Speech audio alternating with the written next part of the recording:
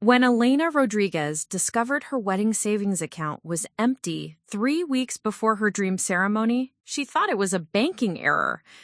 When she learned her future mother-in-law had drained every penny while laughing about how the marriage wouldn't survive the honeymoon, she realized she was fighting for more than just her wedding. She was fighting for her future. But what Elena didn't know was that Victoria Blackwood's theft would trigger an IRS investigation that would expose a web of financial crimes spanning decades, turning a family betrayal into a federal case that would change everything. Before we jump back in, tell us where you're tuning in from. And if this story touches you, make sure you're subscribed, because tomorrow I've saved something extra special for you. Elena Rodriguez had always believed in fairy tales, even at 28. Standing in the marble-floored lobby of Meridian Trust Bank in downtown Phoenix, clutching her worn leather purse against her chest, she felt like the luckiest woman alive. The Arizona sun streamed through the floor-to-ceiling windows, casting golden patterns across the polished surfaces as she waited for her appointment with the wedding planning specialist. For 3 years, Elena had worked double shifts at Valley General Hospital, splitting her time between the pediatric ward, where she worked as a registered nurse, and weekend shifts at an urgent care clinic. Every extra dollar had gone into her dream wedding savings account, a goal that had started as a modest $15,000, but had grown to nearly $47,000 through careful budgeting, overtime hours, and the occasional monetary gift from her supportive parents. The wedding was set for October 15th at the Desert Botanical Garden, a venue that had required a 2-year waiting list, but perfectly captured Elena's vision of natural elegance. She had chosen the date specifically because it would mark exactly 4 years since she first met Marcus Blackwood at a hospital fundraiser, where his architectural firm was donating their services for a new children's wing. Marcus Blackwood was everything Elena had dreamed of in a partner. Tall, thoughtful, with kind green eyes and an easy laugh that made her feel safe. As a sustainable architecture specialist, he designed eco-friendly buildings that helped communities while protecting the environment. He drove a modest hybrid car, cooked elaborate Sunday dinners for Elena's family, and had proposed during a sunrise hike at Camelback Mountain with a ring he'd designed himself using recycled gold and an ethically sourced diamond. Their relationship had been a study in gradual, comfortable intimacy. Marcus would arrive at Elena's small apartment in Tempe with fresh flowers from the farmer's market, help her meal prep for her demanding work weeks, and listen patiently as she processed the emotional challenges of caring for sick children. In return, Elena had created a warm refuge where Marcus could unwind from the pressures of running his own firm, often falling asleep on her couch while she worked late shifts, waking up to homemade breakfast and encouraging notes. Elena's family had embraced Marcus immediately. Her parents, Miguel and Carmen Rodriguez, who ran a successful catering business in Phoenix, treated him like the son they'd never had. His younger brother, Diego, a college student studying engineering, looked up to Marcus as a mentor and role model. Family dinners at the Rodriguez household became weekly traditions where Marcus would help Miguel perfect new recipes, while Elena and Carmen planned wedding details. The contrast with Marcus's family couldn't have been more stark. Victoria Blackwood lived in Paradise Valley in a sprawling Mediterranean-style mansion that felt more like a museum than a home. As a former corporate lawyer turned lifestyle consultant for wealthy women, Victoria commanded attention wherever she went with her perfectly styled silver hair, designer clothing, and an arsenal of cutting remarks disguised as helpful observations. From their first meeting, Victoria had made her disapproval of Elena crystal clear. "She's lovely, of course," Victoria would say, with a smile that never reached her eyes. "But Marcus needs someone who can match his ambition, someone from his world." The subtext was unmistakable. Elena, with her modest background and caring profession, wasn't sophisticated enough for the Blackwood family legacy. Marcus's father, Jonathan Blackwood, had passed away 5 years ago, leaving behind a successful real estate development company that Victoria now managed with an iron fist. She frequently reminded Marcus that his inheritance depended on maintaining the family's reputation and making choices that would honor his father's memory and vision. Despite Victoria's obvious disapproval, Elena had tried everything to build a relationship with her future mother-in-law. She'd attended Victoria's charity luncheons, complimented her interior design choices, and even volunteered to help with the planning of Victoria's annual holiday party. Each gesture was met with polite acknowledgement and subtle undermining. Elena, dear, you don't need to trouble yourself with the party planning, Victoria had said during their last interaction. It requires a certain understanding of our social circle. Perhaps you could help serve refreshments instead. Marcus defended Elena when he witnessed these interactions, but Victoria was clever about timing her most cutting remarks for when they were alone. Elena had chosen not to burden Marcus with every slight, believing that time and patience would eventually win Victoria over. The wedding planning had become Elena's creative outlet and stress relief. She'd spent countless evenings creating Pinterest boards, researching photographers, and sampling cakes with Marcus. They'd chosen a menu that honored both families, traditional Mexican dishes from the Rodriguez catering company, alongside elegant Mediterranean options. The guest list of 150 people perfectly balanced Marcus's professional contacts and Victoria's social circle, with Elena's large extended family and close-knit group of fellow nurses. Elena had insisted on paying for the wedding herself, despite Marcus's offers to contribute and her parents' desire to help. "This is important to me," she'd explained to Marcus during one of their planning sessions. "I want to start our marriage knowing I contributed something meaningful. I want to feel like I earned the celebration."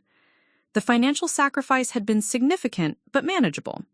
Elena had given up her weekly yoga classes, switched to generic groceries, and hadn't bought new clothes in over a year. She'd declined girls' trips and expensive dinners out, instead hosting potluck gatherings at her apartment. Her co-workers at the hospital had noticed her dedication, often commenting on how she'd check her banking app during breaks, smiling as she watched the numbers slowly climb. Marcus had found Elena's commitment both admirable and touching.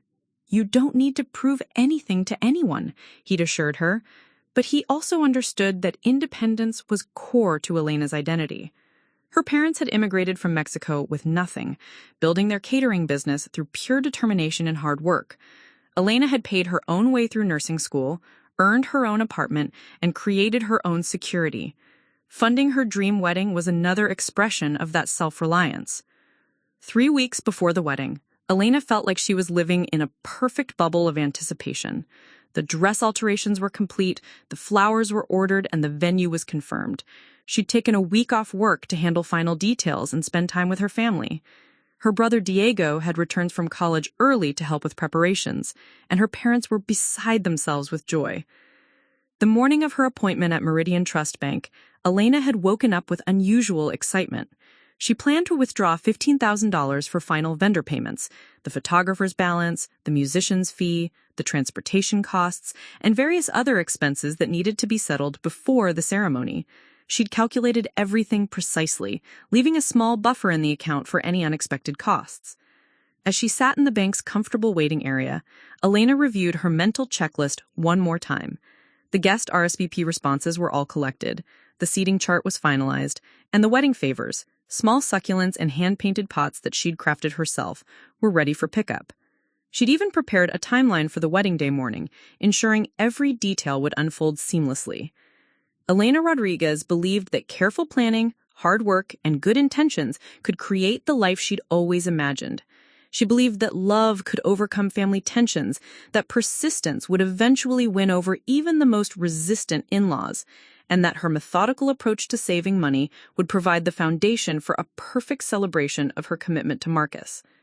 She had no idea that her future mother-in-law had been systematically stealing from her dreams for months, or that her perfect fairy tale was about to become a nightmare that would test everything she thought she knew about love, family, and justice. Preparing and narrating this story took us a lot of time, So if you are enjoying it, subscribe to our channel. It means a lot to us. Now back to the story. The fluorescent lights in Meridian Trust Bank suddenly felt harsh against Elena's skin as she stared at the computer screen that financial advisor Patricia Chen had turned toward her. The numbers on the display made no sense. Where Elena expected to see her carefully accumulated $47,000, the screen showed a balance of $127. "There must be some mistake," Elena whispered, her voice barely audible above the ambient noise of the busy bank. Her hands trembled as she pulled out her phone, frantically opening her mobile banking app. The same impossible number stared back at her. Patricia Chen, a woman in her 50s with kind eyes behind wire-rimmed glasses, frowned at her computer screen. "Let me check the transaction history, Miss Rodriguez. Sometimes there are delayed postings or system errors that can explain discrepancies." Elena watched Patricia's expression change from professional concern to genuine confusion, then to something that looked like alarm. "Miss Rodriguez, I'm seeing a series of withdrawals over the past 4 months. Large ones. Were these authorized by you?" "Withdrawals? What withdrawals?" Elena leaned forward, her heart beginning to race. "I haven't touched that account except for the automatic transfers from my paycheck. Show me." Patricia turned the monitor fully toward Elena and began scrolling through the transaction history. Elena's eyes widened as she saw entry after entry: $3,500 withdrawn on June 15th, $4,200 on June 30th, $5,800 on July 18th, $6,300 on August 2nd. The withdrawals continued through September, each one larger than the last, systematically draining her account. "These are all ATM withdrawals," Patricia explained, her voice gentle but concerned, "and they're all from locations in Paradise Valley. Do you frequently visit that area?" Paradise Valley. Elena's blood turned cold. That's where Victoria Blackwood lived. "No," Elena said slowly, "but I know someone who does. These weren't made by me, Patricia. Someone has been stealing from my account." Patricia's expression grew grave. "Miss Rodriguez, do you have your debit card with you?" Elena fumbled through her purse and pulled out her wallet, checking the card slots. Her debit card was there, exactly where it should be. "I have it right here. I don't understand how this is possible." "We'll need to file a fraud report immediately," Patricia said, already reaching for the appropriate forms. "But first, let me check something else." She typed rapidly on her keyboard. "Miss Rodriguez, I'm looking at the account setup, and I see there's a secondary authorized user on this account. Do you remember adding someone?" Elena shook her head emphatically. "No, absolutely not. This is my personal account. I opened it by myself 3 years ago specifically for wedding savings." Patricia's frown deepened. "The secondary authorization was added 14 months ago. The name on file is Victoria L. Blackwood. Does that name mean anything to you?" The world seemed to tilt around Elena. She gripped the arms of her chair to steady herself as the reality crashed over her like a physical blow. "That's my fiancé's mother," she whispered. "Miss Rodriguez, are you all right? You look very pale." Elena couldn't speak. Her mind raced backward through the past 14 months, trying to remember when and how Victoria could have gained access to her account. Then it hit her. The family dinner last summer where Victoria had insisted on taking Elena shopping for engagement party outfits. They'd gone to several stores, and at one point, Victoria had offered to buy Elena lunch. "I'll get this, dear," Victoria had said, taking Elena's debit card when the check arrived. "Consider it a welcome to the family gesture." Elena had been touched by what seemed like the first genuine kindness Victoria had shown her. Victoria had handled the transaction, chatting pleasantly with the server while Elena used the restroom. That must have been when Victoria memorized her card information and later added herself as an authorized user. Elena felt sick as she realized how carefully planned this betrayal had been. "I need to call the police," Elena said, her voice stronger now as shock gave way to anger. "This is theft. Grand theft." Patricia nodded. "We'll absolutely support any legal action you want to take. I'll print out all the transaction records right now. But, Miss Rodriguez, I need to be honest with you about something. Because Miss Blackwood was added as an authorized user, technically these withdrawals weren't illegal from a banking perspective. The fraud will be harder to prove. Elena stared at Patricia in disbelief. But I didn't authorize her access. She added herself without my knowledge. I understand, and I believe you completely, but proving that will require investigating how and when she gained the information needed to add herself to the account. It's going to be complicated. Elena's phone buzzed with a text message. It was for Marcus. Can't wait to see you tonight for dinner at Mom's house. She's been planning something special all week. Love you. Dinner at Victoria's house. Elena's stomach lurched as she realized she would have to face the woman who had stolen her dreams, and she would have to do it in just a few hours. Patricia, I need those transaction records printed immediately, and I need you to freeze this account right now. Can you also tell me the exact ATM locations where these withdrawals were made? As Patricia worked, Elena called her brother Diego. Diego, I need you to meet me at my apartment in an hour. Bring your laptop and don't tell Mom and Dad anything yet. Something terrible has happened. Next, she called her supervisor at Valley General Hospital. Janet, I know I'm supposed to be on vacation this week, but I need to ask you something confidential. Do you know anything about financial fraud investigations? I think I'm going to need a lawyer. The drive from the bank to her apartment passed in a blur. Elena's mind oscillated between disbelief and rage. She thought about all the overtime shifts she'd worked, the sacrifices she'd made, the careful budgeting that had consumed her life for 3 years. She thought about Victoria's subtle smiles and backhanded compliments, realizing now that every interaction had been calculated manipulation. When Diego arrived at her apartment, Elena was pacing frantically in her small living room, the bank records spread across her coffee table. Her brother took one look at her face and immediately wrapped her in a protective hug. Elena, what happened? You sounded terrified on the phone. Elena showed him the transaction records, explaining everything she'd discovered at the bank. Diego's expression shifted from concern to fury as he processed the information. She stole almost $50,000 from you? 3 weeks before your wedding? Diego's voice rose with each word. Elena, this is insane! We have to tell Marcus right now! I know, though part of her dreaded that conversation. But first, I need to understand exactly what we're dealing with. Can you help me map out these ATM locations?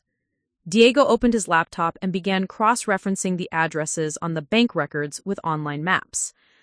Look at this, Elena. These aren't random locations. They're all within a 5-mile radius of Victoria's house, and several of them are at upscale shopping centers and restaurants in Paradise Valley. She's been living off your wedding money for 4 months. Elena stared at the map on Diego's screen, seeing the pattern of her stolen savings visualized in red dots across the affluent neighborhoods where Victoria spent her days. She's been living off my wedding money for 4 months. While I've been eating ramen and working double shifts, she's been shopping and dining out with money I earned taking care of sick children. There's something else, Diego said, clicking through more screens. Some of these withdrawals are on dates when I know Marcus was out of town for work. She was being careful to do this when he wouldn't be around to possibly see her spending patterns. Elena felt another wave of nausea. The systematic nature of the theft was becoming clear. This wasn't impulsive stealing. It was a calculated, long-term campaign designed to sabotage her wedding while funding Victoria's luxurious lifestyle. Diego, I have to have dinner with her tonight. Marcus invited me, and she's planned something special. I think I'm going to be sick. Her brother looked at her seriously. Elena, you can't go to that dinner without Marcus knowing what happened. This woman has been stealing from you for months. You can't sit at her table and pretend everything is normal. Elena knew Diego was right, but she also knew that calling Marcus would change everything forever. Once she told him what her mother had done, there would be no going back.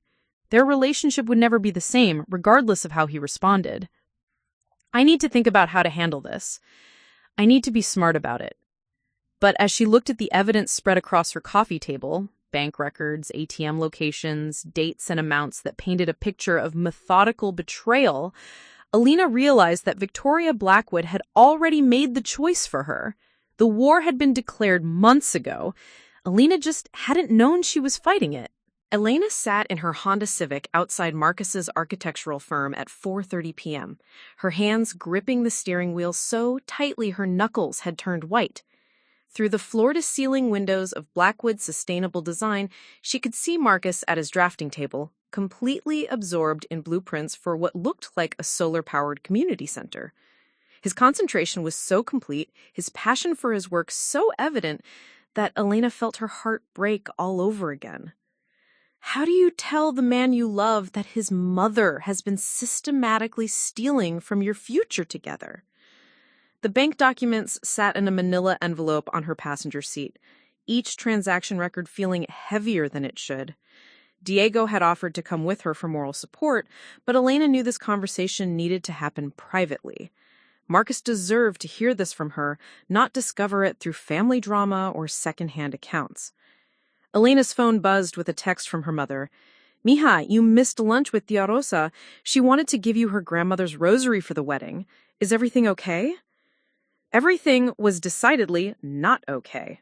Elena had spent the past 2 hours in her apartment staring at evidence of Victoria's betrayal while trying to construct a mental framework for understanding how anyone could be so deliberately cruel. She called in sick to her shifts for the rest of the week, something she'd never done unless she was genuinely ill, because she couldn't imagine caring for other people's children while her own world was crumbling. The most devastating part wasn't just the money, though losing nearly $50,000 3 weeks before her wedding was catastrophic. It was the realization that Victoria had been planning this destruction from the beginning. Every family dinner where Victoria had asked seemingly innocent questions about Elena's little savings account, every comment about the wedding being quite ambitious for someone in your position, every suggestion that Elena might be overextending herself financially, it had all been reconnaissance. Elena remembered the conversation from 2 months ago when Victoria had casually mentioned seeing Elena's car at Valley General during a late shift. "You work such long hours, dear. I hope you're not wearing yourself out trying to fund this elaborate celebration. Perhaps a smaller, more intimate ceremony would be more appropriate." At the time, Elena had interpreted this as concern. Now she realized Victoria had been monitoring her work schedule to better time the thefts. The woman had been watching Elena exhaust herself to save money that Victoria was simultaneously stealing. Marcus emerged from his office building at exactly 5 p.m., just as he did every day. Elena watched him walk toward her car with that easy, confident stride that had first caught her attention at the hospital fundraiser. He was carrying a small wrapped package and wearing the smile that had sustained her through 3 years of difficult nursing shifts and family tensions. "Hey, beautiful," Marcus said as he slid into the passenger seat, leaning over to kiss her cheek. "Perfect timing. I just finished the preliminary drawings for the Henderson Community Center project. Wait until you see the sustainable water collection system I designed. It's going to revolutionize how they think about resource management in desert communities." Elena tried to smile, but her face felt frozen. "That sounds amazing, Marcus." Marcus studied her expression more carefully. "Elena, what's wrong? You look like you've seen a ghost." "We need to talk," Elena said quietly. "But not here. Can we go to the park by the river? Somewhere private?" Marcus's enthusiasm faded as he registered the gravity in her voice. "Of course. Elena, you're scaring me. What happened?" During the 15-minute drive to Papago Park, Marcus tried several times to start conversations, but Elena could only manage brief responses. Her mind kept cycling through different ways to begin this conversation, none of which felt adequate for the magnitude of what she needed to share. They found a secluded picnic table overlooking the Salt River, the late afternoon sun casting long shadows across the desert landscape. Elena had always loved this spot. She and Marcus had come here for their first official date, sharing takeout food and talking until the stars came out. Now it felt like she was about to destroy something beautiful in a place that had once represented pure happiness. "Marcus," Elena began, her voice barely above a whisper, "I went to the bank today to withdraw money for final wedding expenses." "Okay," Marcus said carefully, clearly sensing this wasn't going to be a routine financial update. The money is gone. All of it. Someone has been stealing from my wedding savings account for 4 months. Elena pulled the envelope from her purse and placed it on the picnic table between them. It was your mother. Marcus stared at the envelope as if it might explode. What are you talking about? That's impossible. Elena opened the envelope and spread the transaction records across the wooden table. Look at the dates. Look at the locations. Look at the amounts. She somehow got herself added as an authorized user on my account and has been systematically withdrawing my savings. Marcus picked up the papers with shaking hands, his eyes scanning the evidence. Elena watched his face change as the reality of what he was seeing began to register. First confusion, then disbelief, then something that looked like physical pain. Elena, this can't be right. My mother wouldn't... She has her own money. She manages my father's real estate holdings. Why would she need to steal from you? It wasn't about needing the money, Marcus. Look at the pattern. She took larger amounts as we got closer to the wedding date. This was about sabotaging us. Marcus stood up abruptly and began pacing beside the picnic table. No, there has to be an explanation. Maybe someone stole her identity too. Maybe this is some kind of elaborate fraud scheme targeting both of you. Elena had anticipated this reaction. Marcus's love for his mother, despite her obvious flaws, was one of the qualities that had made him fall for him in the first place. His loyalty to family was admirable, but it was also going to make this conversation excruciating. Marcus, sit down and listen to me. Really listen. Elena's voice was firmer now. Your mother gained access to my account information during that lunch we had 14 months ago. Remember when she insisted on paying and took my debit card to handle the transaction? She must have memorized my information then and later added herself to the account. But you would have received notifications. She's clever, Marcus. She probably used my address, but had the authorization paperwork sent somewhere else. Or she sweet-talked a bank employee. The point is, she's had access to my account for over a year, and she's been waiting for the right time to use it. Marcus sat back down heavily, staring at the transaction records. $46,873, he read aloud. Elena, that's almost everything you saved. It is everything I saved. There's $127 left. They sat in silence for several minutes, the weight of this revelation settling between them like a physical presence. Elena watched Marcus process the information, seeing the exact moment when denial shifted to acceptance, and then to something that looked like rage. The dinner tonight, Marcus said suddenly. She invited us for a special dinner tonight. She said she had something important to discuss about the wedding. Elena's stomach clenched. What do you think she's planning? I don't know, but we're going to find out. Elena, I am so sorry. I can't believe. I never thought she would do something like this. Even with all her comments about our relationship, I never imagined she would actually sabotage us. So you believe me? Elena asked, realizing she'd been holding her breath waiting for his response. Marcus reached across the table and took her hands. Of course I believe you, Elena. You're the most honest person I know. If you say this happened, it happened. The question now is what we're going to do about it. I want to call the police and file charges. I want her arrested. And I'll support you completely. But Elena, we need to be strategic about this. My mother is a former lawyer and she has money for good legal representation. We need to make sure we build the strongest possible case. Elena felt a flood of relief that Marcus was on her side, but also a new wave of anxiety about the challenges ahead. The bank said it might be hard to prove fraud, since she was technically an authorized user. Then we need to prove she gained that authorization fraudulently. Elena, do you remember anything specific about that lunch? Any witnesses? Any detail that might help? Elena closed her eyes and tried to reconstruct that day 14 months ago. The server was a young woman with short dark hair. The restaurant was Bistro 24 in Scottsdale.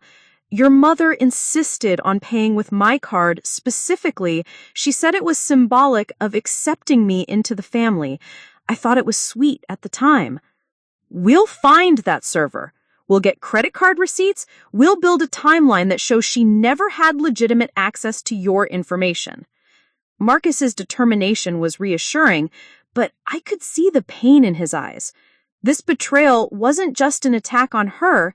It was forcing Marcus to confront the reality that his mother was capable of cruelty he'd never imagined. Marcus, there's something else we need to discuss. The wedding is in 3 weeks. Even if we get the money back eventually, there's no way to access it in time to pay the vendors. We're going to have to postpone. The words hung in the air between them like a death sentence.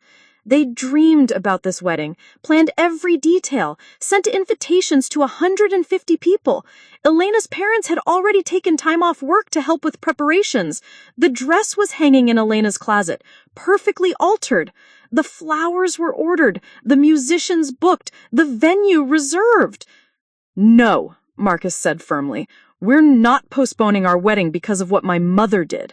Elena, I have money in my business accounts. I can cover the remaining expenses. Elena, I can't let you do that. This was supposed to be my contribution to our marriage. Elena, listen to me. My mother stole from us, from our future together. We're not going to let her win by calling off our wedding. We're going to get married on October 15th as planned, and then we're going to make her pay for what she did. Elena looked at Marcus, at his set jaw and determined expression, and realized this experience was changing both of them. The easy, comfortable relationship they'd built over 4 years was being tested by circumstances neither of them had ever imagined facing. What are we going to do about dinner tonight? Marcus gathered the bank documents and put them back in the envelope. We're going to dinner. We're going to sit at her table, eat her food, and listen to whatever she has planned to say. And then we're going to confront her with the evidence and watch her try to explain this away. As they drove back towards town, Elena felt a strange mixture of dread and anticipation. For months, she'd been trying to win Victoria's approval, bending over backwards to prove she was worthy of joining the Blackwood family. Tonight, she would finally stop trying to please the woman who had been systematically destroying her dreams. The resistance phase was over. The real fight was about to begin. Victoria Blackwood's Mediterranean mansion glowed with warm amber light as Elena and Marcus approached the front door at exactly 7 p.m. The meticulously maintained landscaping, featuring drought-resistant succulents arranged in geometric patterns, spoke to the same controlling perfectionism that had characterized every interaction Elena had ever had with her future mother-in-law. Tonight, however, Elena saw the beautiful facade differently, as a monument built partially on her stolen dreams. Marcus carried a bottle of wine they'd purchased on the way over, though Elena doubted either of them would be drinking much tonight. Her purse contained a digital recorder Diego had insisted she borrow, along with copies of all the bank documents. Evidence gathering, he'd called it, though Elena suspected this dinner would be more about psychological warfare than legal preparation. The massive oak door opened before they could ring the bell. Victoria stood framed in the doorway wearing an elegant black cocktail dress and her signature strand of pearls, looking every inch the sophisticated hostess. Her silver hair was styled in a perfect chignon, and her makeup was flawless despite being nearly 65 years old. "Marcus, darling," Victoria said, embracing her son with practiced warmth. "And Elena, dear, you look tired. I hope you're not working too hard with the wedding so close." Elena managed a tight smile. "Just busy with final preparations, Victoria. Thank you for having us." The irony of Victoria expressing concern about Elena's exhaustion when she was the one systematically stealing the money Elena had earned through those exhausting shifts was almost breathtaking in its audacity. Come in, come in. I've prepared something very special tonight." Victoria led them through the marble-floored foyer into her formal dining room, where an elaborate table setting awaited them. Crystal glasses caught the light from an ornate chandelier, and the china appeared to be genuine antique Limoges. As they settled into their seats, Elena noticed Victoria seemed unusually animated, almost excited. There was an energy about her that Elena had never seen before, a barely contained satisfaction that made Elena's stomach churn with anticipation. "I've been so looking forward to this evening," Victoria said, as she served what appeared to be professionally catered seafood bisque. "There are things we need to discuss about the wedding, and I felt it was important to do so in a comfortable, private setting." Marcus caught Elena's eye across the table.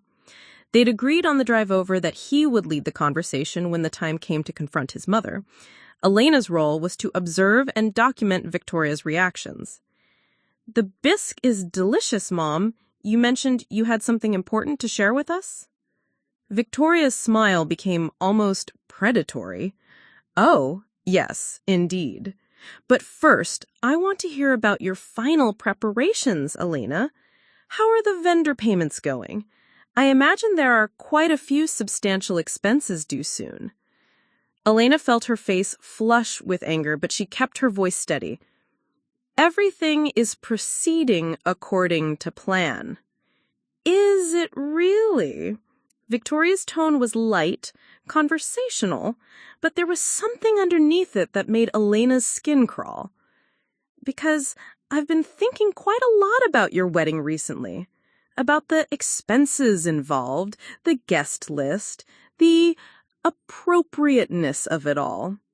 "What do you mean by appropriateness?" Marcus asked, his voice carrying a warning edge. "Well, darling, I've been observing Elena's financial situation for some time now. All those overtime shifts at the hospital, the careful budgeting, the sacrifice of normal social activities to save money. It's quite admirable, really, but also rather telling." Elena's hands clenched in her lap. The woman was actually gloating about monitoring her financial struggles, while simultaneously causing them. "Marcus, I'm not sure where you're going with this." "What I'm saying, Marcus, is that I've come to realize this wedding is a mistake. Not just financially, but fundamentally." Victoria's voice took on the authoritative tone of a lawyer making a closing argument. "Elena is a lovely girl, don't misunderstand me, but she's simply not equipped for the kind of life you're destined to lead." "And what kind of life is that, Victoria?" Elena asked, her voice deadly quiet. "The kind of life that requires social sophistication, financial stability, and an understanding of how to move in our circles. The kind of life your father built and expected you to continue." "Our circles?" Elena repeated. "You mean the kind of circles where people steal $50,000 from their future daughter-in-law's wedding savings?" The silence that followed was absolute. Victoria's wineglass froze halfway to her lips, and I could see the exact moment when the older woman realized the game had changed. Marcus pulled the manila envelope from his jacket and placed it on the dining table between the crystal and china. "We know what you did, Mom. We have bank records showing every withdrawal, every date, every location. We know you've been stealing Elena's money for 4 months." Victoria set down her wineglass with exaggerated care, her face shifting through several expressions before settling on cold calculation. "I have no idea what you're talking about." "Paradise Valley ATM on June 15th, $3,500. Scottsdale Fashion Square on June 30th, $4,200. Should I continue?" "Those are serious accusations," Victoria said, but Elena could see uncertainty creeping into her eyes. Marcus opened the envelope and spread the bank documents across the pristine table. disrupting Victoria's perfect dinner setting. "These aren't accusations, Mom. They're facts. Elena never authorized you to access her account, but somehow you managed to get yourself added as a secondary user." Victoria stared at the documents for a long moment, and Elena watched her mind work, calculating her options. When she finally looked up, her expression had transformed completely. Gone was any pretense of maternal warmth or social pleasantness. What remained was pure, cold hostility. "You have absolutely no proof that I did anything improper," Victoria said. "If I'm an authorized user on that account, then obviously Elena gave me permission to access it." "I never gave you permission," Elena said firmly.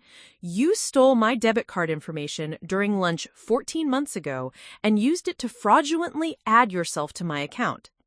Victoria laughed, actually laughed, a sound so devoid of warmth it made Elena shiver.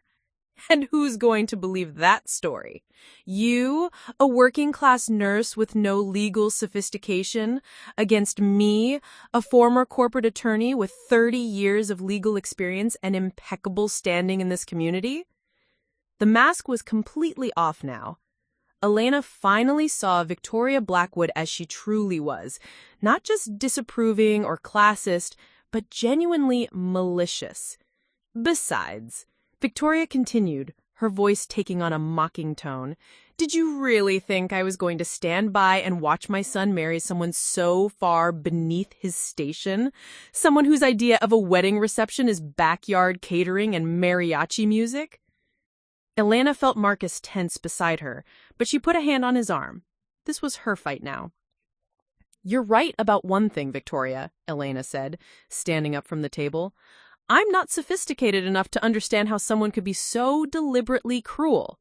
I don't understand how you could sit at family dinners, smiling and asking about my little savings account while you were simultaneously stealing from it. I don't understand how you could watch me work myself to exhaustion while you spent my money on shopping trips and spa days." Victoria stood also, her eyes flashing with anger.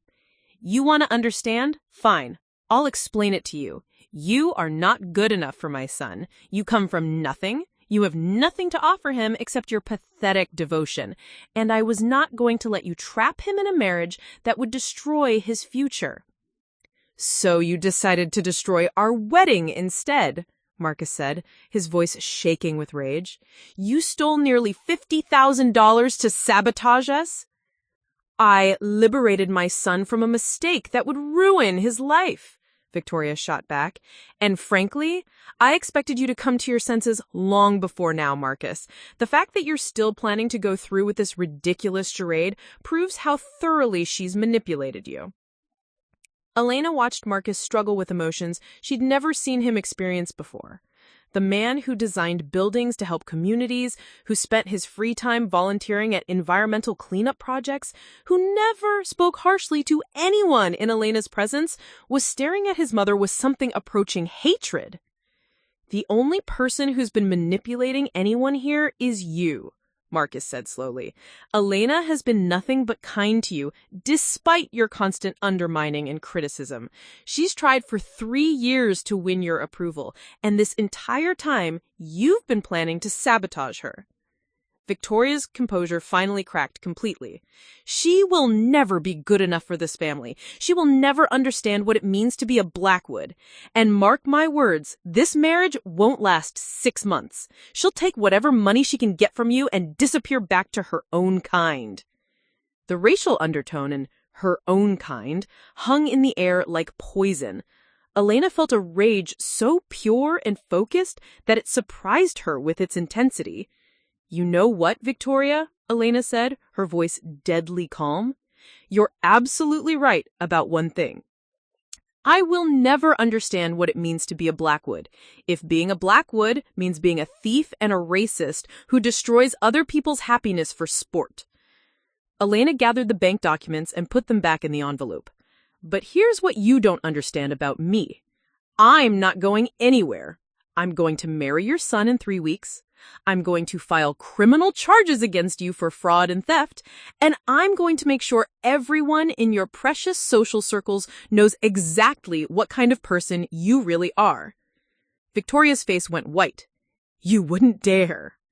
Try me, Elena said, slinging her purse over her shoulder. Marcus, are you ready to leave? Marcus stood up, his movements deliberate and controlled. Mom, you've crossed a line that I never thought you were capable of crossing. Elena is going to be my wife, and if you can't accept that with respect and dignity, then you won't be part of our lives.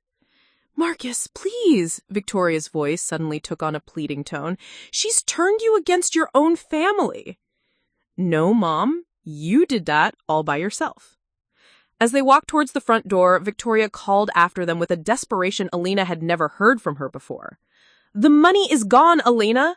Even if you press charges, even if you somehow manage to prove fraud, you'll never see that money again. Your perfect little wedding is ruined, and there's nothing you can do about it. Elena turned back to face Victoria one last time. You're right about that too, Victoria. Our wedding is going to be perfect, and it's going to happen exactly as planned. And every time you see photos of our happiness, every time you hear about our success, every time someone mentions how wonderful Marcus's wife is, you'll remember that you tried to destroy us and failed. As they walked to their car, Elena could hear Victoria shouting from the doorway, but she didn't turn around. She had finally stopped trying to win a war she'd never known she was fighting. Now she was ready to start fighting back.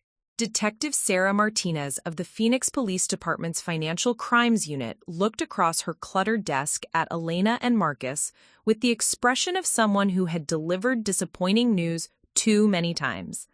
The fluorescent lights in the cramped office made everyone look pale, and the stack of case files on Martinez's desk suggested that Elena's situation was just one of many financial crimes competing for attention.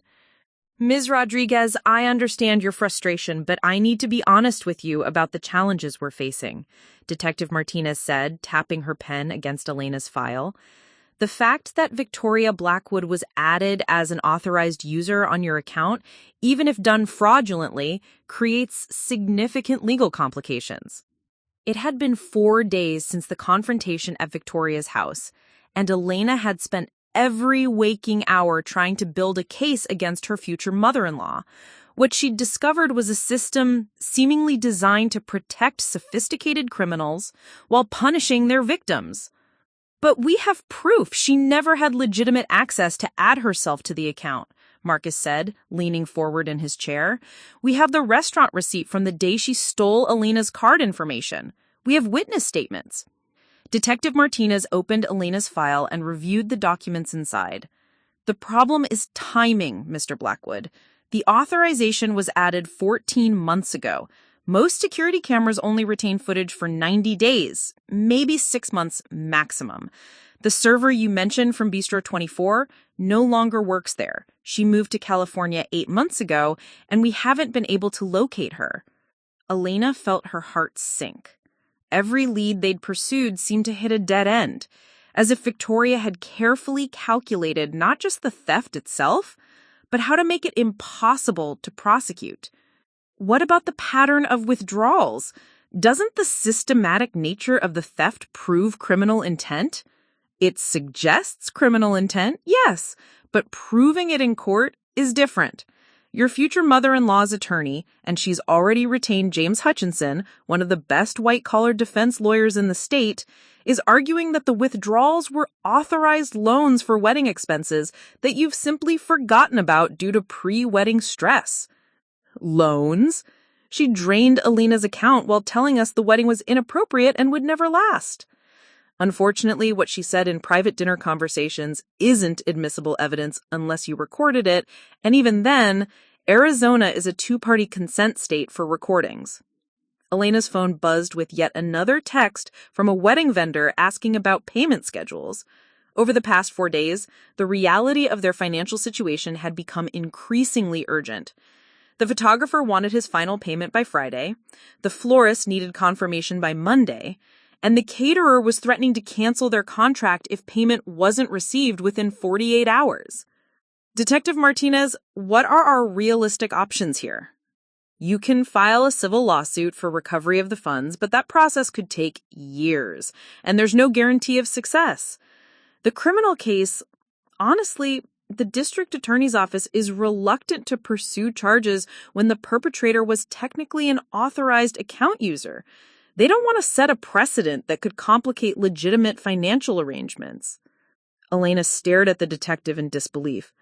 So, Victoria can steal $50,000 from me, and there are essentially no consequences? I didn't say no consequences. What I'm saying is that the consequences may not be criminal charges. Sometimes justice takes different forms. As they left the police station, Elena felt the weight of systemic failure pressing down on her. She'd grown up believing that if someone stole from you, the police would arrest them and the courts would provide justice. The reality was far more complex and infinitely more frustrating. Elena, we need to talk about the wedding timeline, Marcus said as they sat in his car in the police station parking lot. Even if we filed the civil lawsuit immediately, there's no way to recover the money before October 15th. Elena had been dreading this conversation. I know. I've been running the numbers all week. Between the vendor payments due and the deposits we'd lose by canceling, we're looking at about $30,000 in costs we can't cover. Marcus pulled out his phone and opened his banking app. I have $18,000 in my business account, and I can get a personal loan for the rest. Elena, we're not letting her win this. Marcus, I can't ask you to go into debt because of what your mother did. You're not asking. I'm offering. Actually, I'm insisting. Marcus's voice carried a determination Elena had rarely heard from him. Elena, for 3 years, you've been saving every penny to pay for this wedding yourself because independence was important to you. I respected that, even though I wanted to contribute. But this situation is different. This isn't about independence anymore. It's about not letting a criminal destroy our future.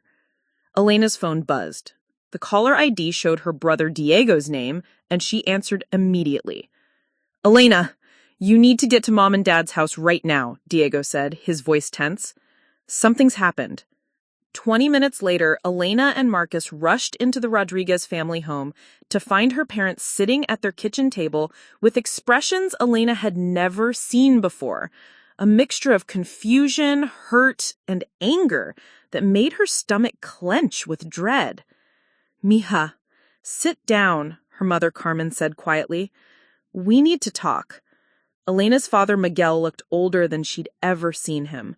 The man who had built a successful catering business from nothing, who had always faced challenges with optimism and determination, looked defeated.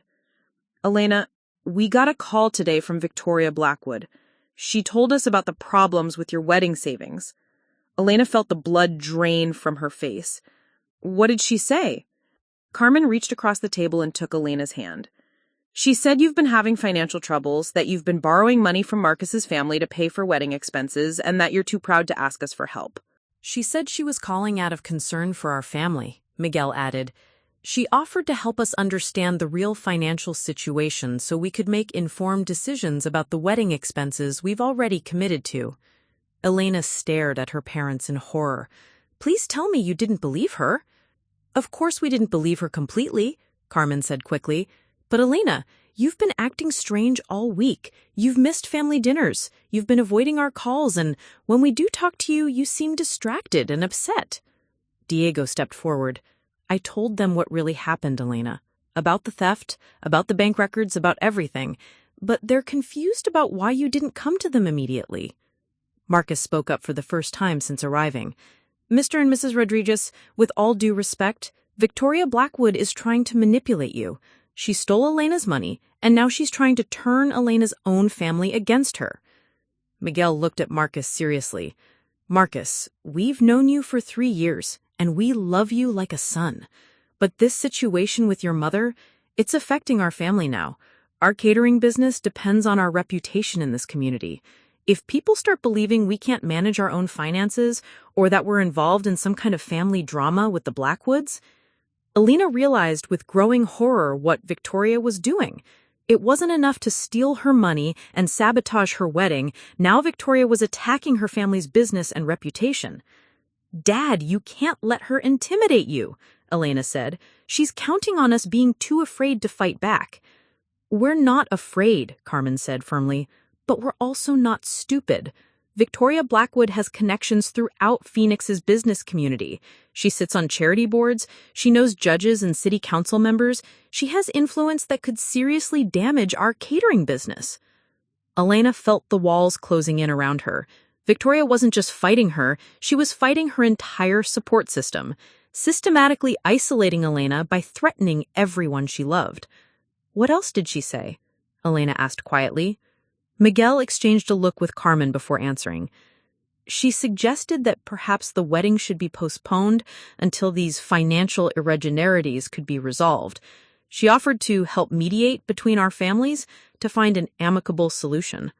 "Mediate?" Marcus laughed bitterly. "She stole $50,000 and now she wants to mediate?" Elena's phone buzzed with a text message from an unknown number. "Elena, this is James Hutchinson, legal counsel for Victoria Blackwood. We need to discuss your recent allegations against my client. Please call my office immediately to schedule a meeting." Elena showed the message to Marcus, whose face went white. "He's escalating. Elena, she's not just defending herself anymore, she's going on the offensive." Another text arrived, this time from a number Elena recognized as belonging to her nursing supervisor. "Elena, I need to speak with you privately before your next shift. Some concerns have been raised about your recent conduct. Please call me tonight." Elena felt panic rising in her chest. "She's going after my job now, Marcus. What if she's told him I've been stealing from the hospital or that I'm having financial problems that make me a security risk?" Diego looked at the messages over Elena's shoulder. "This is psychological warfare. She's trying to make you feel like fighting back will cost you everything." Carmen stood up and began pacing around the kitchen. "Elena, maybe we should consider postponing the wedding just until this legal situation is resolved." "No, Mom, no, that's exactly what she wants. She wants me to believe that fighting her will cost me my job, my family's business, and my wedding. She wants me to back down and disappear quietly. But mija, what if she's right? What if fighting her does cost us everything?" Elena looked around the kitchen where she'd grown up, at the family photos on the walls showing graduations and celebrations and all the milestones that had brought her to this moment. She thought about the years her parents had worked to build their business, the pride they took in their reputation, the fear she could see in their eyes now. "Then we rebuild," Elena said, surprising herself with the strength in her voice. "Dad, you've always taught me that doing the right thing isn't always easy, but it's always worth it. Victoria Blackwood is a thief who thinks she can intimidate us into silence because we don't have her money or her connections." Elena stood up and faced her family. "I'm not postponing my wedding. I'm not dropping the charges, and I'm not letting her destroy everything we've worked for just because she has more power than we do." Marcus reached for Elena's hand. "Whatever happens, we face it together." Elena squeezed his hand and looked at her parents. "I need to know if you're with me, because this is going to get worse before it gets better, and I can't do this alone." Miguel and Carmen looked at each other for a long moment before Miguel nodded slowly. "We're with you, mija, but we're also scared." "I'm scared too," Elena admitted, "but I'm more angry than scared, and anger is going to have to be enough." As Elena drove home that night, her phone continued to buzz with messages from vendors, creditors, and what appeared to be Victoria's legal team. The system that was supposed to protect her was failing, her family was being threatened, and her mother-in-law was using every tool at her disposal to destroy Elena's life. But Elena was no longer the naive woman who had believed that hard work and good intentions would be enough. Victoria Blackwood had taught her that sometimes you have to fight for justice in a world designed to protect the powerful. The question now was whether Elena could learn to fight dirty enough to win. Elena stared at the certified letter in her hands, her fingers trembling as she read the legal letterhead for the third time. The words "Cease and Desist" appeared in bold letters across the top of the document, followed by language so dense and threatening that she felt physically sick.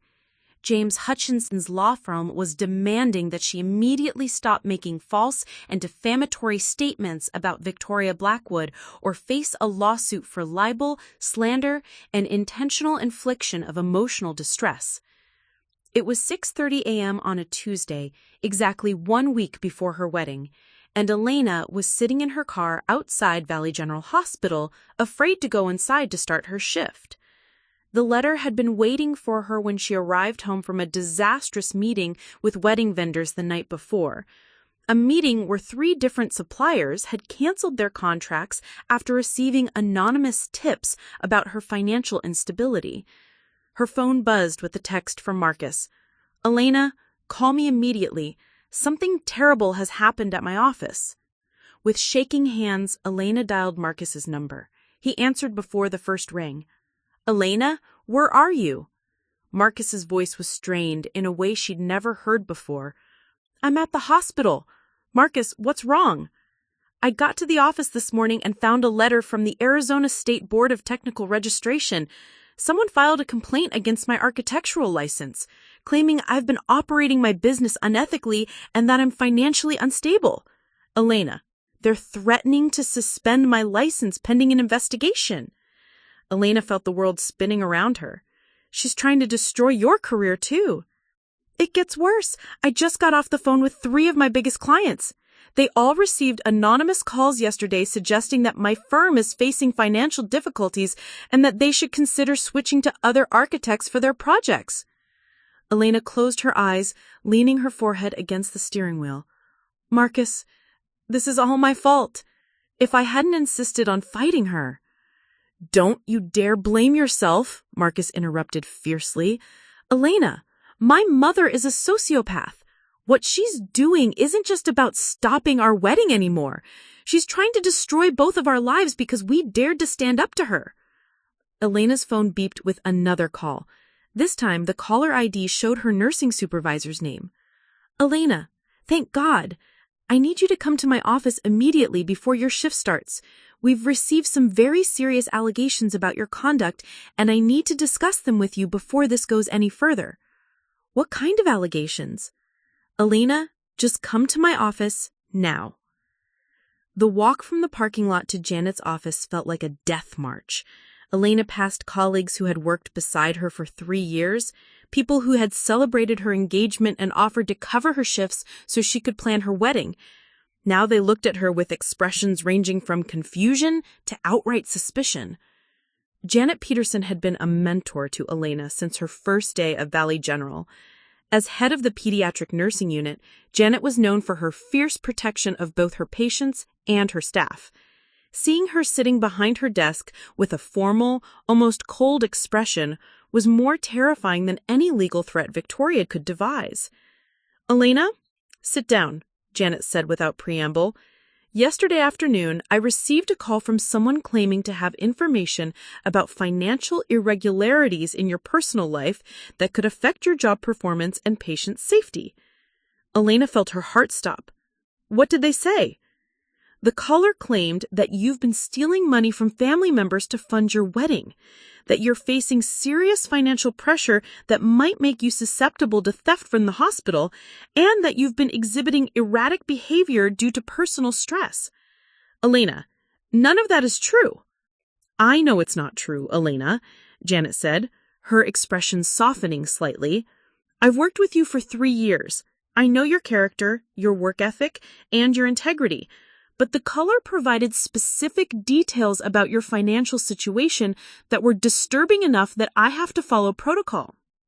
Elena realized with growing horror how carefully Victoria had crafted this attack. By providing just enough accurate information about Elena's financial situation, information Victoria possessed because she was the one who created it, she could make the false allegations seem credible. "What happens now?" Elena asked quietly. "Hospital administration is requiring a formal investigation. You're suspended pending the outcome, Elena. I'm sorry." Elena sat in stunned silence. In the span of 1 week, Victoria had managed to threaten her family's business, attack Marcus's professional license, sabotage their wedding vendors, and now destroy Elena's nursing career. Janet, the woman who called you, it was my fiancé's mother. She's the one who stole my wedding savings. She's trying to destroy my life because I filed charges against her. Janet's expression shifted to one of concern and anger. Elena, if that's true, then what she's doing constitutes harassment and possibly criminal intimidation. Have you documented all of this? I'm trying to, but every time I think I have evidence, she's one step ahead. She has lawyers, she has connections, and she knows exactly how to work the system. Elena's phone buzzed with yet another call. This time, it was Diego, and when she answered, she could hear tears in her brother's voice. Elena, you need to come home right now. Mom and Dad, something happened to the catering business. Elena felt the last of her composure crumble. What happened? The health department showed up this morning for a surprise inspection. They found violations that Dad swears weren't there yesterday. Elena, they shut us down. The restaurant is closed indefinitely. Elena hung up the phone and looked at Janet through tears she could no longer hold back. She's not just going after me anymore. She's destroying my entire family. Janet reached across her desk and took Elena's hand. Elena, listen to me carefully. What you're describing sounds like systematic harassment by someone with significant resources and legal knowledge.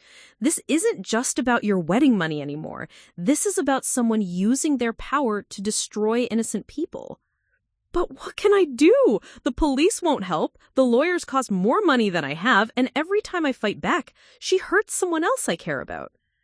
Janet was quiet for a moment before speaking. Elena, I have a friend who might be able to help. Her name is Rebecca Chen. She's an investigative journalist with the Phoenix Tribune who specializes in exposing abuse of power by wealthy individuals. She's been looking for a story about how the legal system fails ordinary people when they're victimized by those with money and connections. Elena looked up with the first spark of hope she'd felt in days. You think she'd be interested in my case? I think she'd be very interested. Elena, what Victoria Blackwood is doing to you and your family, this is exactly the kind of systematic abuse that Rebecca exposes. She has resources that individual victims don't have, investigative tools, legal contacts, and most importantly, a platform that can reach thousands of people. Elena wiped her eyes, trying to think clearly through the emotional chaos. But if I go public with this story, won't that just make Victoria escalate even more? Possibly. But, Elena, she's already escalating. You've been trying to fight this quietly through proper channels, and it's not working. Sometimes the only way to stop a bully is to expose them publicly, to make the cost of their behavior higher than the benefit they get from it. Elena's phone buzzed with a text from Marcus. Elena, I just heard from my office manager. Someone called all of our current projects and told them I'm under investigation for fraud. 2 more clients just canceled their contracts. As Elena read the message, she felt something fundamental shift inside her. Victoria Blackwood wasn't just attacking Elena anymore. She was systematically destroying every person Elena cared about. Marcus, her parents, Diego, even Elena's colleagues at the hospital were all collateral damage in Victoria's campaign of revenge. Janet, can you give me Rebecca Chen's contact information? I'll call her right now, Janet said, already reaching for her phone. Elena, I want you to know that despite the official suspension, I believe in you completely. This hospital will welcome you back with open arms once this investigation clears you. And if it doesn't clear me? Janet's expression hardened. Then I'll resign in protest and make sure everyone knows why. An hour later, Elena sat in a coffee shop in downtown Phoenix across from Rebecca Chen, a woman in her 40s with sharp eyes and an intensity that reminded Elena of the best nurses she'd worked with, someone who cared deeply about protecting people from harm. Elena, I've been investigating Victoria Blackwood for 2 years. You're not her first victim, and if we don't stop her, you won't be her last. Elena stared at the journalist in shock. There've been others? 3 that I know of, possibly more. Women who crossed Victoria Blackwood or threatened her sense of control and who found themselves facing systematic harassment designed to destroy their lives. A city council candidate who opposed a development project Victoria supported, a charity director who questioned Victoria's use of donated funds, a young lawyer who discovered irregularities in how Victoria managed her late husband's real estate holdings. Elena realized she was looking at her own future if Victoria's campaign succeeded. How does she get away with it? Money, connections, and a very sophisticated understanding of how to work within the system while violating its spirit. Elena, Victoria Blackwood is what happens when someone with sociopathic tendencies also has the resources and knowledge to act on them systematically. Rebecca leaned forward across the small table. But here's what Victoria doesn't know. I've been building a case against her for 2 years, documenting her pattern of behavior, gathering evidence from her previous victims. Elena, your case isn't just about getting your money back anymore. It's about stopping a predator who uses the legal system as a weapon against innocent people. But what can I do? The police won't help. The lawyers cost more money than I have, and every time I fight back, she hurts someone else I care about. It was meant to be the best day of anyone's life. A wedding so special people would talk about it for years. But in 6 days, it seemed as if everything happening was meant to destroy it. I would need every detail, every document, every witness. And Elena, I need you to be prepared for this to get worse before it gets better. Because when Victoria Blackwood realizes we're coming for her, she's going to pull out every weapon she has. Elena thought about her wedding dress hanging in her closet, about the venue they might lose, about the family and friends that had already bought plane tickets to celebrate with them. She thought about the life she and Marcus had planned together, now hanging in the balance of a war she never wanted to fight. Rebecca, my wedding is in 6 days, and even if we expose Victoria, even if we stop her, I don't know if there's enough time to save what she's already destroyed. Rebecca reached across the table and squeezed Elena's hand. Elena, sometimes the most important victory isn't getting back what was taken from you. Sometimes it's making sure the person who hurt you can never hurt anyone else the same way. Elena looked out the coffee shop window at the Phoenix skyline, at the city where she'd built her career and planned her future. Somewhere in those gleaming buildings, Victoria Blackwood was probably planning her next attack, confident that her wealth and connections made her untouchable. Elena turned back to Rebecca with a determination that surprised them both. Let's take her down. Rebecca Chen's fingers flew across her laptop keyboard as she sat in her cluttered Phoenix Tribune office at 2 a.m., surrounded by stacks of documents, multiple computer screens, and the remnants of too many cups of coffee.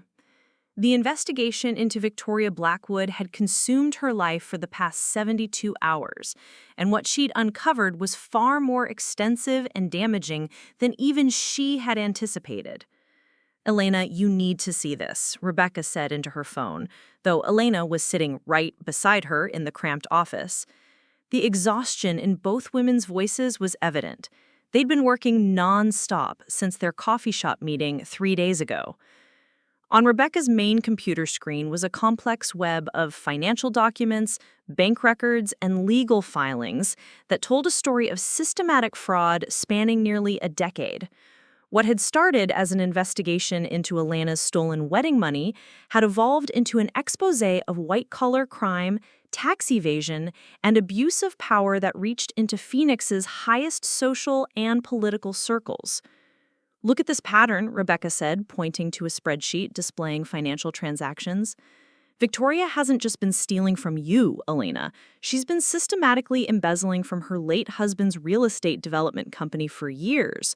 The money she stole from your wedding fund wasn't for personal shopping. It was to cover holes in accounts she'd been draining to fund her lifestyle. Elena stared at the numbers on the screen, trying to process the magnitude of what Rebecca had discovered. You're saying she's been stealing from her own company? Not just stealing, orchestrating an elaborate shell game to hide the theft. Look here, Rebecca clicked to another document. Victoria has been creating fake consulting contracts, inflating renovation costs on properties, and billing the company for personal expenses disguised as business costs. Your wedding money was just the latest source she tapped when her other methods weren't generating enough cash. Elena felt a mixture of vindication and horror. How much money are we talking about? Conservative estimate? $2.3 million over 8 years. The office door opened and Marcus walked in carrying bags of Chinese takeout and looking more determined than Elena had seen him since this ordeal began. Over the past 3 days, he'd become an unofficial member of Rebecca's investigative team, using his knowledge of construction and real estate to help decode Victoria's fraudulent business practices. "Any luck with the IRS contact?" Rebecca asked Marcus as he set down the food. "Better than luck," Marcus said with the first genuine smile Elena had seen from him in weeks. "I spent 4 hours today with Special Agent David Rodriguez, no relation to Elena, by the way, walking him through the construction contracts and property records. Elena, the IRS has been looking for an excuse to investigate my mother's financial dealings for 2 years." Elena looked up from the documents in surprise. "They've been watching her?" Apparently, her tax filings have been flagged for irregularities since 2019, but they needed concrete evidence of fraud to justify a full investigation. What Rebecca has uncovered gives them exactly what they need. Rebecca saved her work and turned to face Elena and Marcus directly. "Here's where we stand. I've documented Victoria's pattern of harassment against 4 different victims over the past 5 years. I've traced the financial fraud back to 2016, and most importantly, I found the smoking gun that proves she fraudulently accessed your bank account." Elena felt her heart race. "What did you find?" Rebecca pulled up a new document on her screen. Bank security footage from a Meridian Trust branch in Paradise Valley, dated 13 months ago. The footage shows Victoria visiting the bank on the same day she was added as an authorized user to your account. But here's the key. She went to that branch location, not the one where you originally opened your account. Marcus leaned forward to study the timestamp on the footage. "Why is that significant?" "Because Elena's account was opened at the Tempe branch, and that's where all legitimate account modifications should have been processed. The fact that Victoria went to a different branch suggests she was specifically seeking out a location where she wouldn't be recognized and where her story about being Elena's future mother-in-law helping with wedding finances would be more believable." Elena felt pieces of the puzzle clicking into place. She researched which branch would be easiest to manipulate? Exactly. And I've identified the specific bank employee who processed the authorization, a young teller who was fired 6 months later for failing to properly verify customer identities. Victoria deliberately targeted someone inexperienced who wouldn't ask the right questions. Rebecca's phone rang and she answered it immediately. "Chen here?" "Yes, I understand." "When?" "Perfect. Thank you." She hung up and turned to Elena and Marcus with an expression of barely contained excitement. "That was my contact at the Arizona Advocate General's office. They've reviewed the preliminary evidence package I sent them, and they're opening a formal investigation into Victoria's financial crimes. Elena, they want to meet with you tomorrow morning." Elena felt a surge of emotions she couldn't quite identify. Relief, vindication, and a kind of fierce satisfaction she'd never experienced before. For weeks, she'd felt powerless against Victoria's wealth and connections. Now, finally, the system was beginning to work in her favor. "What does this mean for the wedding?" Elena asked. The ceremony was now just 3 days away, and despite Marcus's financial support, they'd lost so many vendors that the celebration would be drastically different from what they'd originally planned. Marcus took Elena's hand. "Elena, I've been thinking about that. What if we use the wedding as an opportunity to expose Victoria publicly? Think about it. She's counting on us being too embarrassed or intimidated to go through with the ceremony. What if we not only get married as planned, but we use the celebration to tell our story?" Rebecca's eyes lit up with professional interest. "Marcus, that's brilliant. A wedding that becomes a public statement about fighting back against abusive power. Elena, with your permission, I'd like to cover your wedding as part of the larger story about Victoria's crimes. Triumphing over manipulation, about a couple who refuse to let a criminal destroy their happiness. Elena, your wedding could become a symbol of hope for other victims of financial abuse. Elena's phone buzzed with a text message. The sender was listed as unknown, but the message made her blood run cold. Elena, you have 24 hours to drop all charges and public accusations against Victoria, or you'll regret the consequences. This is your final warning. She showed the message to Rebecca and Marcus, both of whom reacted with immediate alarm. Elena, you need to save that message and forward it to the police immediately, Rebecca said. Threatening a victim to stop them from cooperating with a criminal investigation is a federal crime. Victoria just handed us another piece of evidence.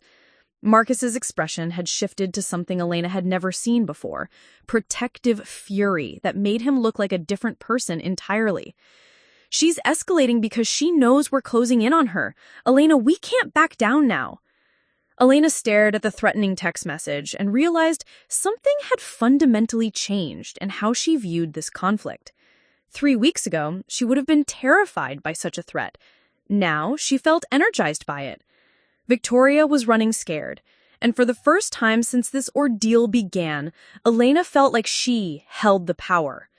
Rebecca, I want you to cover our wedding, Elena said firmly, and I want the story to run the day after the ceremony. I want everyone in Phoenix to know exactly what kind of person Victoria Blackwood is.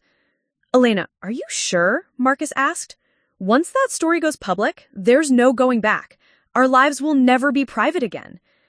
Elena thought about the other victims Rebecca had identified, women whose lives had been destroyed simply because they'd crossed Victoria's path. She thought about future victims who might be saved if Victoria's methods were exposed publicly. Marcus, 3 weeks ago I was working double shifts to save money for a wedding, while your mother was stealing that same money to fund her lifestyle.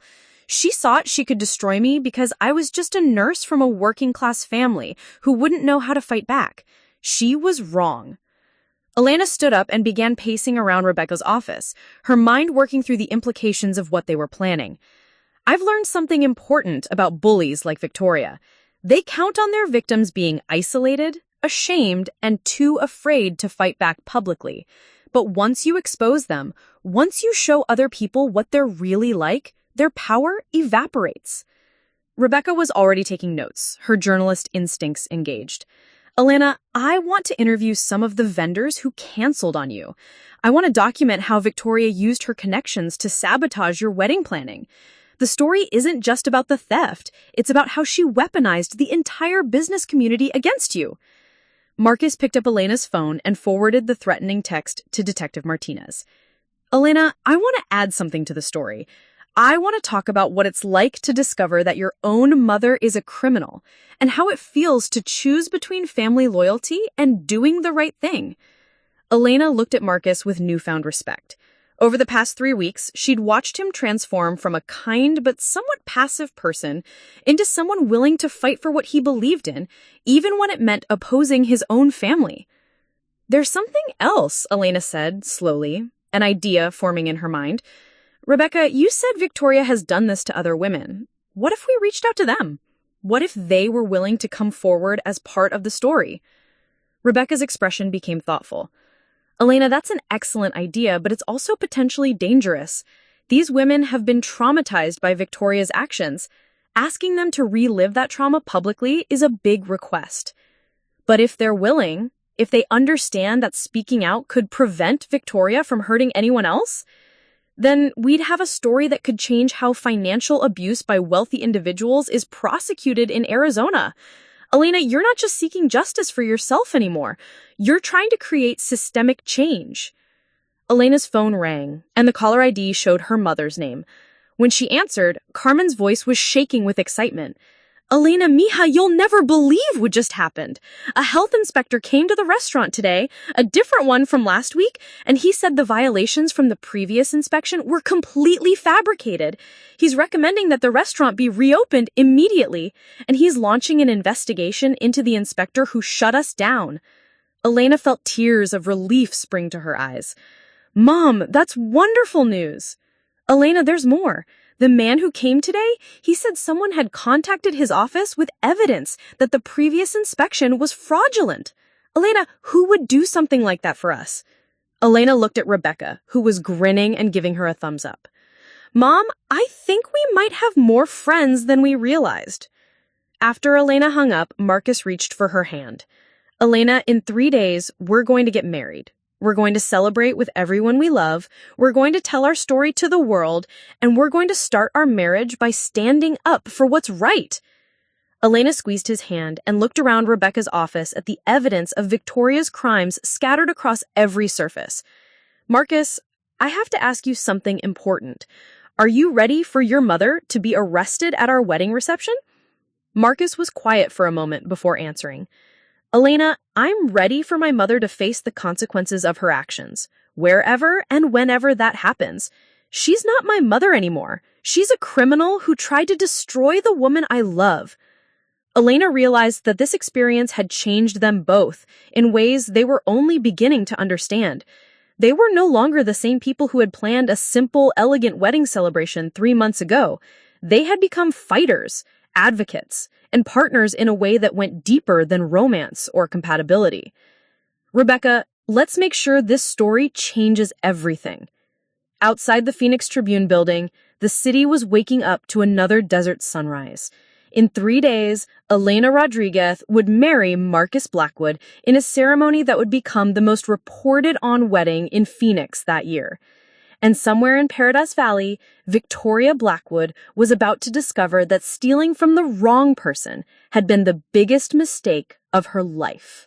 The morning of October 15th dawned crystal clear over the desert botanical garden, with the kind of perfect Arizona weather that made Elena understand why people fell in love with Phoenix. She stood in the bridal suite of the venue, surrounded by her mother, her best friend Maria from nursing school, and Rebecca Chen, who was documenting everything for what would become the most impactful investigative story of her career. Elena's wedding dress, a simple but elegant A-line gown with delicate lace sleeves, hung perfectly despite everything they'd endured over the past month. Looking at herself in the mirror, Elena barely recognized the woman staring back at her. The naive bride who had believed hard work and good intentions would be enough had been replaced by someone stronger, more determined, and absolutely unshakable in her convictions. "Mija, you look radiant," Carmen said, tears streaming down her face as she helped Elena with her veil. "Your father is so proud of the woman you've become. We all are." Through the window, Elena could see guests arriving for the 4 p.m. ceremony. Despite Victoria's attempts to sabotage their vendor relationships, the wedding was happening exactly as planned, thanks to Marcus's financial support and an outpouring of help from unexpected sources. 3 of Victoria's previous victims had not only agreed to be interviewed for Rebecca's story, but had contributed money to help Elena and Marcus rebuild their celebration. Elena's phone buzzed with a text from Detective Martinez.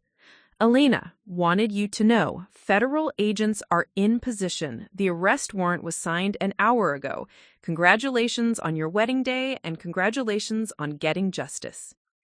Elena showed the message to Rebecca, who grinned with professional satisfaction. "Elena, in about 6 hours, Victoria Blackwood will be in federal custody, facing charges for wire fraud, tax evasion, and criminal intimidation. The IRS has seized her assets, and the Attorney General's office is using your case as the centerpiece of a broader investigation into financial crimes by wealthy individuals." A knock on the door interrupted them. Elena's brother, Diego, peered inside, looking handsome in his groomsman tuxedo and carrying a bouquet of wildflowers.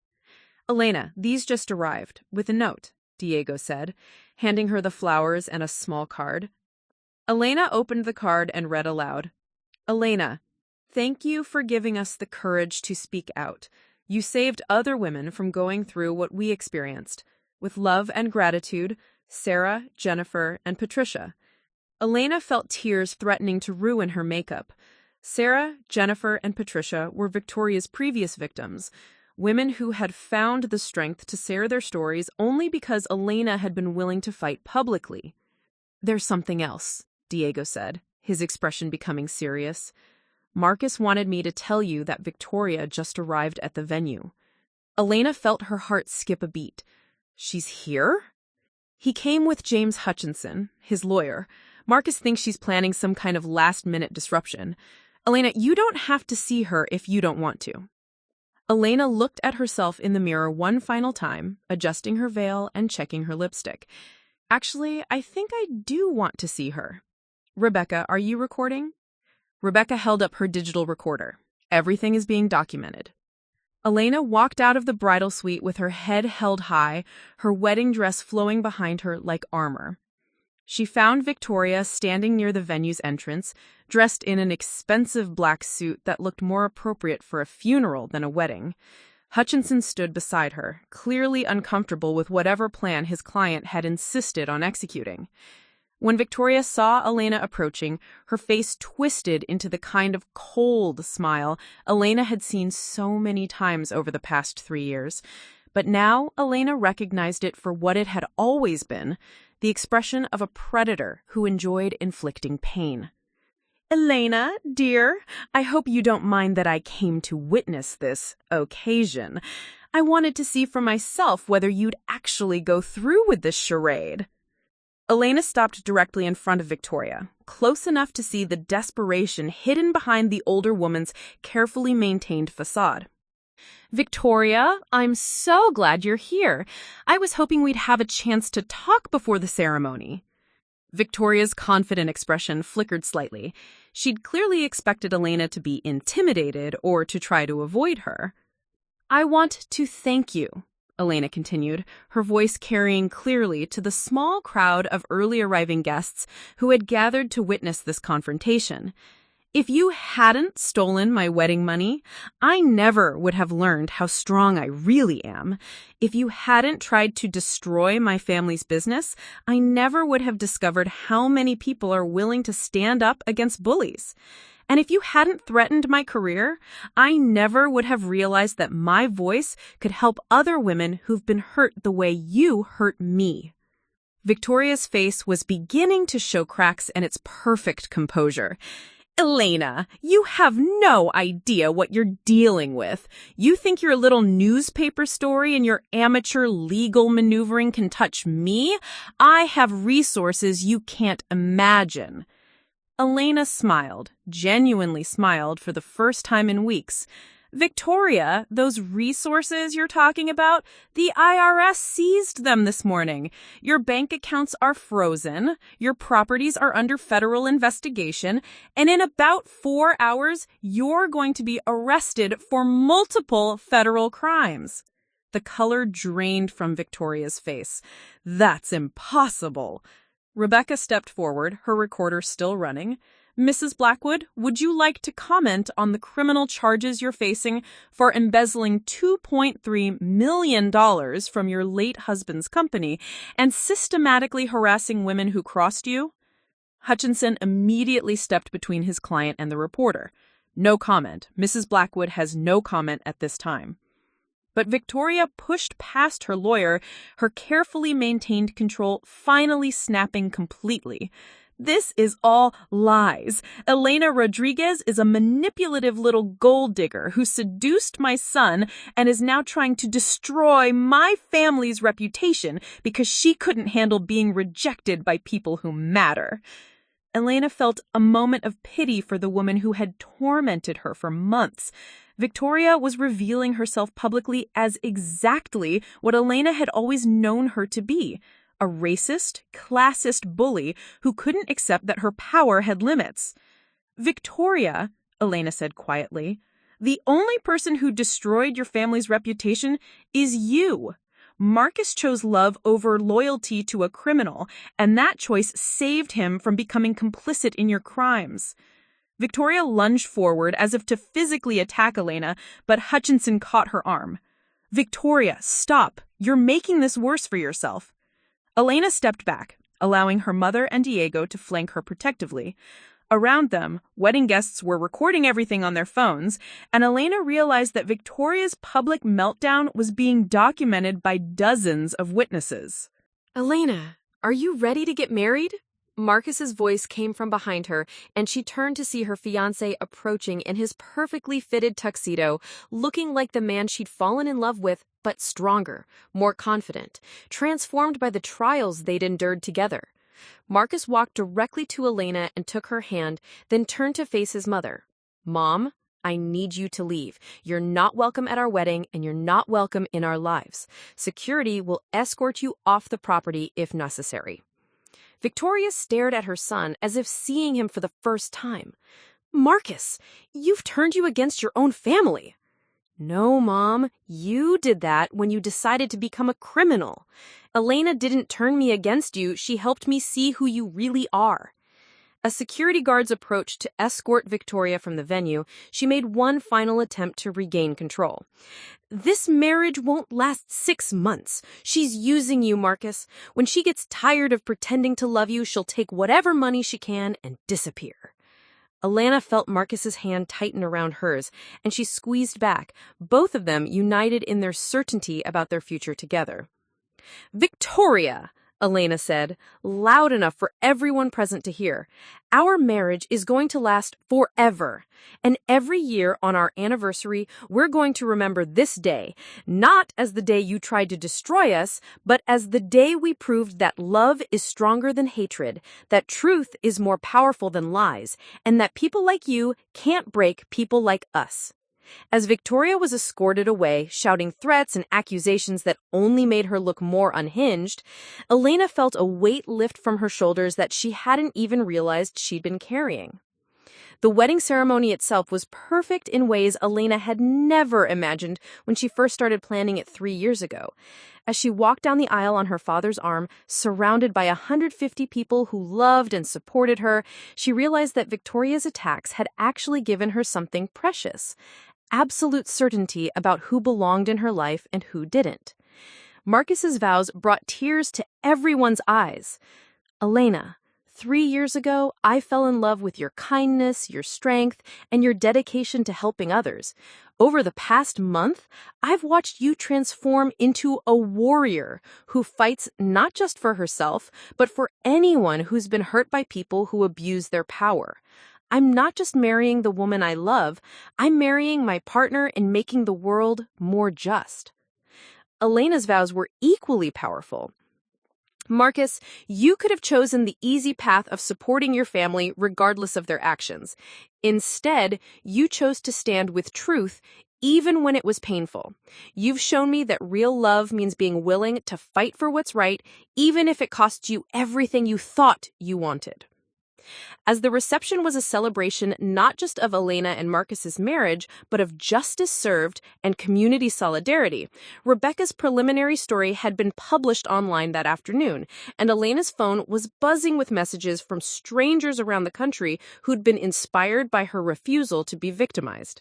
At 8:30 p.m., as Elena and Marcus shared their first dance as husband and wife, Detective Martinez approached Rebecca with news that spread quickly through the reception. Victoria Blackwood had been arrested in the parking lot of her country club, where she'd apparently gone to ask influential friends for help avoiding prosecution. The arrest had been witnessed by dozens of Phoenix's social elite, ensuring that Victoria's downfall would be the talk of the city for months to come. 3 months later, Elena received a letter in her mailbox that made her cry tears of joy. It was from a young teacher in Tucson whose mother-in-law had been stealing from her savings account. The teacher wrote, "I saw your story and realized I wasn't alone. I found the courage to press charges, and my mother-in-law is now facing prosecution. Thank you for showing me that fighting back was possible." Victoria Blackwood was eventually sentenced to 8 years in federal prison and ordered to pay full restitution to all her victims. The case became a landmark prosecution that led to new laws protecting victims of financial abuse by family members. Elena and Marcus used their experience to become advocates for victims of financial crimes, speaking at conferences and working with law enforcement to improve how these cases are investigated and prosecuted. Elena returned to nursing stronger and more confident, eventually becoming the head of her department. But the most satisfying victory came exactly 1 year after their wedding, when Elena and Marcus received their first wedding anniversary gift, a card from Patricia, one of Victoria's previous victims, announcing her engagement to a man whose family had welcomed her with love and respect. Elena, the card read, thank you for proving that some people are worth fighting for, and some battles are worth winning. Because of your courage, I found mine. Elena Rodriguez Blackwood had started her story as a naive woman who believed that hard work and good intentions would be enough to build the life she wanted. She ended it as a warrior who understood that sometimes you have to fight for justice even when the system seems stacked against you. And she lived happily, powerfully, and authentically ever after. Up next, you've got 2 more standout stories right on your screen. If this one hits the mark, you won't want to pass these up. Just click and check them out. And don't forget to like, subscribe, and turn on the notification bell so you don't miss any upload from us.